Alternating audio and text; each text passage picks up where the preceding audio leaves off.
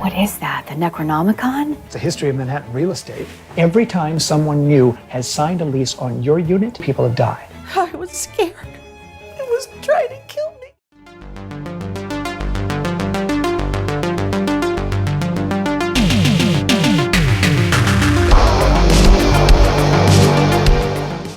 Allan Piper writes and directs Evil, Sublet. He also has a small role in the movie.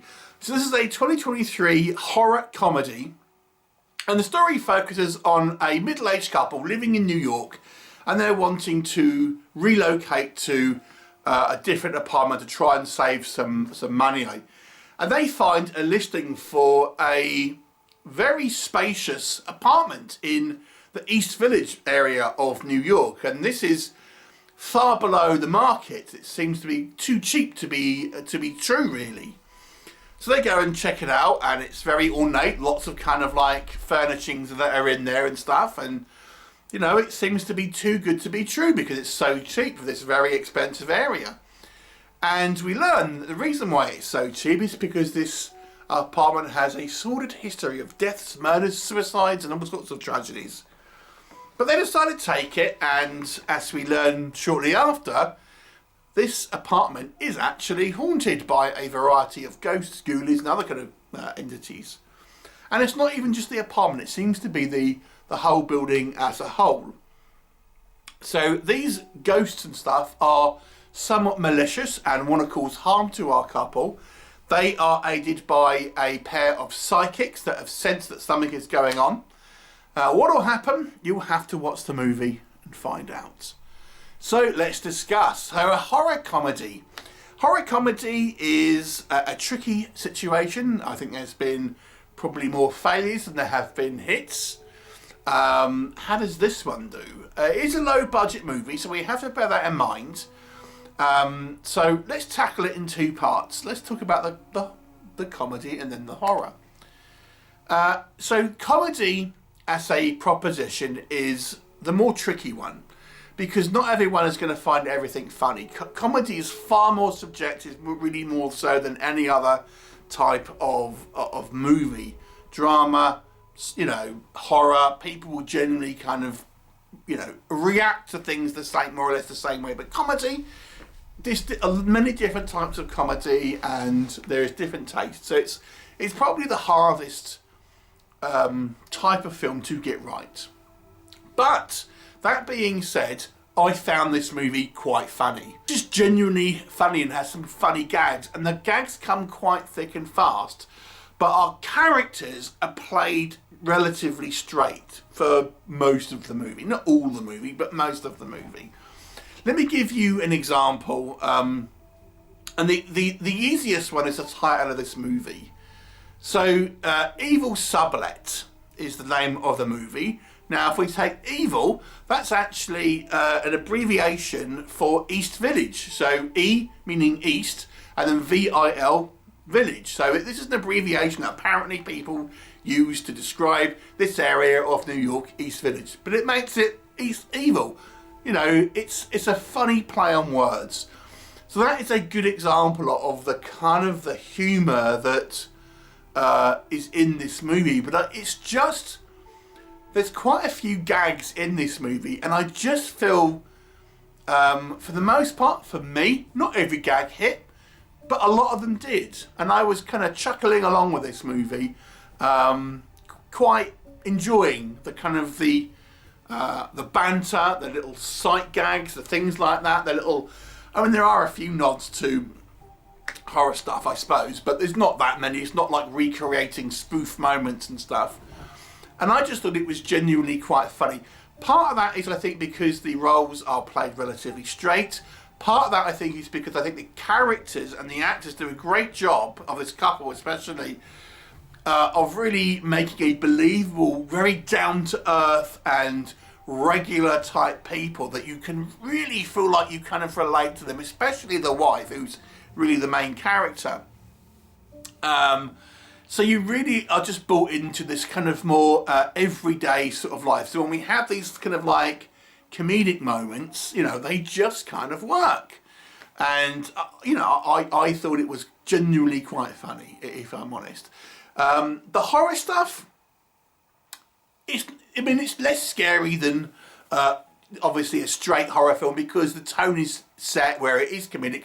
But there are areas here where I feel the movie does have a few creepy moments. There are people that get killed in this movie. Some of them relatively horrifically. It's not got a massive body count, but there are still elements here of danger.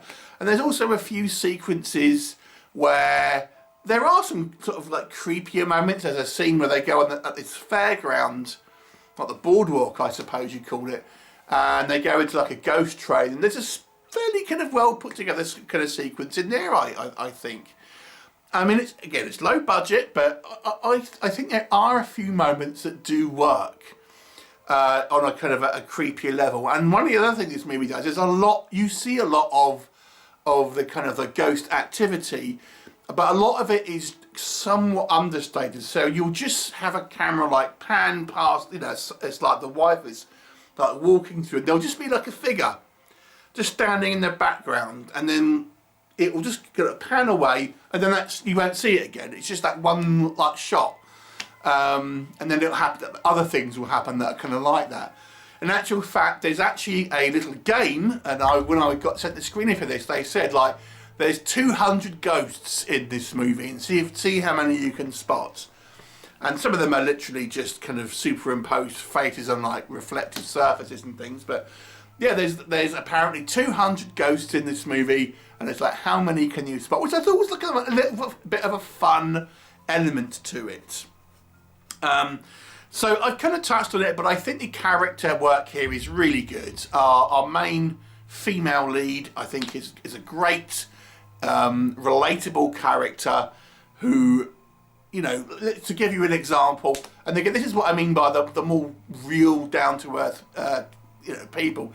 We have a scene where she goes into like the bathroom, and the shower curtain is pulled, and the shower's on, so she assumes her husband's in there, and she just goes to the toilet right with the kind of the husband there, and that's like, you don't really see that in a lot of movies. It's just kind of like a thing that couples will do when they've been together a long time. It's less that, they'll just be more pragmatic about stuff. And that is a good example of just a little touch of this little just down-to-earthness that the film has in some aspects. So that really made the character and moments like that made the characters very kind of endearing. The movie does have a plot, despite it being a comedy and some of the stuff. There's one sequence where it goes into a musical number, which is a little bit bizarre, but for the most part, it's comedic, but it's still believable enough where you are going along with the story. It never kind of breaks the immersion that this is still has a plot with characters and that you still root for. It never kind of goes like it's just too silly to exist, which I think some comedies, especially small spoof ones, do. So that was kind of it's still somewhat of an engaging idea with the story and stuff. That comes to a sort of a reasonable sort of conclusion. So, overall I think it's certainly not a flashy movie, but I think it has some good strengths there. What doesn't work? Okay, now again, I've kind of touched on it. Humour is subjective. Not all of the humour works. For me, a lot of it did. It was enough to make me enjoy this movie and have a good time with it, but there are jokes that maybe don't work, and sequences where I feel were maybe a little misjudged. There is, like I said, we have a musical number in it, which is the one sort of sequence where I feel it kind of breaks the fourth wall to a certain degree, and it's like, I don't know if that really, it seems like a different film in that respect. A couple of other things as well that are in the movie that I just think were a little bit unnecessary. The horror is somewhat muted because of the comedic elements. Like I said, there are a couple of sequences where I think the horror elements are relatively, effective, but I'll be lying to say if you're going to be genuinely quite scared of this movie, because it isn't particularly a serious film, and therefore the drama or the dramatic and the horror elements don't really build up much in the way of tension. The main issue for me with this movie is it's kind of cheap feel. The movie does feel it's very kind of cheap. Some of the kind of the VFX that are put in these 200 ghosts. It's a fun idea to have this little game you can play, but some of them look like just superimposed photographs, not even moving images of like probably the crew behind this this movie. And yeah, so there's some kind of obvious digital kind of like camera work and manipulation, not exactly CGI, but just video effects and things. Not the best. The movie is a little long, I think. I actually think this movie to be a bit more effective, I would have put it even less than 90 minutes. I probably would have had this about 75 to 80 minutes. I think a movie like this, it needs to be a bit punchy, and I think it kind of outstayed its welcome just a little bit. You know, we don't really need, and it's not this is a super long film, but I just think it to have a little bit more of a punchiness, because it does lag in areas. Although it does have a plot that does make sense, it's not exactly a complicated plot, and it feels a little kind of static at times, if we're being honest. And yeah, there's a couple of kind of like characters that I feel maybe a little bit unnecessary, but there you go.